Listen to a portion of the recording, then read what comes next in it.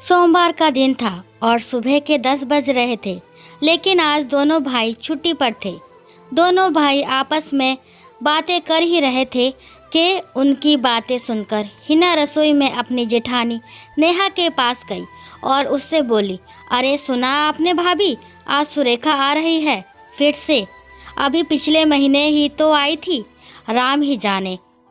मैंने तो भैया को इनसे कहते सुना कि सुरेखा आ रही है तो घर पर ही रहना, कोई ज़रूरी काम है उसे।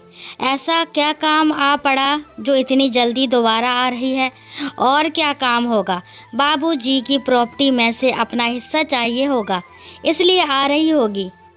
पिछली बार तो बोल नहीं पाई होगी, आखिर बाबूजी ख़त्म ही हुए थे और रिश्तेदार सब यहीं थे, लेकिन अब तो अपना हिस्सा लेगी। दोनों देवरानी जेठानी रसोई में खड़ी खड़ी पंचायती कर रही थी कि माँ रसोई में आ गई, जिन्हें देखकर दोनों चुप हो गई। कुछ चाहिए था माँ जी? हाँ, मुझे पानी की बोतल दे दो। माँ ने पानी की बोतल ली और अपने कमरे में चली गई। क्या लगता है भाभी, इन्हें पता होगा? अरे होगा क्यों नहीं, देख ले, चोरी छुपे अपनी बातें सुन रही थी।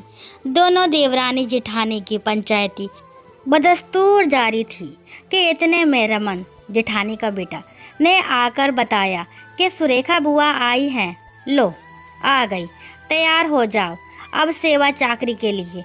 एक तो सेवा भी करो, ऊपर से इन्हें हिस्सा भी चाहिए। ध्यान रखना, एक पल के लिए भी अकेला मत छोड़ना। देखे क्या क्या मांगती है। दोनों देवरानी जेठानी बाहर आई तो देखा सुरेखा अकेली ही आई है, पवन जी साथ नहीं है। सुरेखा राम स्वरूप शर्मा और कमला जी की बेटी, दोनों भाइयों से छोटी पर सबकी लाडली थी। जब तक के घर गृहस्थी की जिम्मेदारी भाई भाभीियों पर न आई, जब तक राम स्वरूप जी ठीक थे। दोनों भाइयों की पूरी शिक्षा होने के बाद दोनों के विवाह भी काफ़ी अच्छे तरीके से किए गए थे। जब दोनों भाइयों की शादी हुई और घर में भाभियाँ आईं, उस समय सुरेखा पढ़ ही रही थी। जब ग्रेजुएशन के पहले साल में थी, तब राम स्वरूप जी को लकवा मार गया। इस कारण से घर की पूरी बागडोर भाई भाभीियों के हाथ में आ गई। माँ भी इस स्थिति में नहीं थी कि कुछ बोल सके। उसके बाद तो उन्होंने सुरेखा की पढ़ाई ही रुकवा दी। सुरेखा की हालत नौकरों से भी बदतर हो चुकी थी। दोनों भाभी हैं उसे दिन भर काम में लगाए रखती, ना खाना खाने को ढंग से देती, ना ही ढंग के कपड़े। माता पिता का दिल रोता, लेकिन मजबूर थे। अब जवान बहन के लिए तो लोग कहेंगे ही, इसलिए शादी करना ही मजबूरी थी। नहीं तो मुफ्त की नौकरानी किसे बुरी लगती है। पैसों का रोना रोककर सामूहिक सम्मेलन में उसका विवाह करवा दिया गया। यहाँ तक कि लड़का भी अपनी बराबरी का देखने की तजब्बो ना उठाई। सुरेखा से 10 साल बड़े लड़के से उसकी शादी कर दी। ऐसा नहीं था कि आर्थिक स्थिति बिल्कुल गिर चुकी थी। बड़ा भाई जहां पिताजी के जमे जमाए व्यापार को संभाल रहा था, वही छोटा भाई खुद एक एडवोकेट था। पर लालच, लेकिन सुरेखा की किस्मत अच्छी थी कि पवन गरीब, उम्र में बड़ा और कम पढ़ा लिखा ही सही, पर स्वभाव का काफ़ी अच्छा था। वह सुरेखा को पूरा सम्मान दिया करता था। अपनी बेटी को कम में ही सही, लेकिन संतुष्ट देखकर माता पिता को बड़ी खुशी होती। हालांकि जब भी वह मायके आती तो अपनी बेटी के साथ अपने बेटे बहू का व्यवहार देखकर उन्हें दुख भी होता। इतना तो वह जानते थे कि मरने के बाद बेटी का क्या मायका ख़त्म है। राम स्वरूप जी चाहते थे कि मरने से पहले बेटी को उसका हिस्सा मिल जाए, क्योंकि वे अपने बेटे बहुओं की नीयत अच्छी तरह से जानते थे, पर ऐसा हो ना सका। इसलिए राम स्वरूप जी खुद अपनी बेटी को कहकर गए थे कि बिटिया, मेरे मरने के बाद अपना हिस्सा जरूर लेना। थोड़ी देर बाद अचानक बाहर से बड़े भैया के जोर जोर से बोलने की आवाज़ आने लगी। देखो सुरेखा, अगर तुम्हें प्रॉपर्टी में से हिस्सा चाहिए तो फिर अपना मायका भूल जाओ। ये क्या कह रहे हो भैया? अरे सही तो कह रहे हैं। क्या अपने हिस्से के लिए मायका छोड़ दोगी? कल को आपके बच्चे की शादी होगी तो भात कौन भरेगा?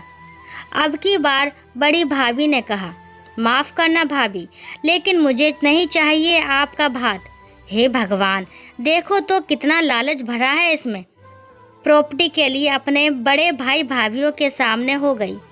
छोटे भाई ने कहा, भैया आप एक एडवोकेट होकर कैसी बातें कर रहे हो?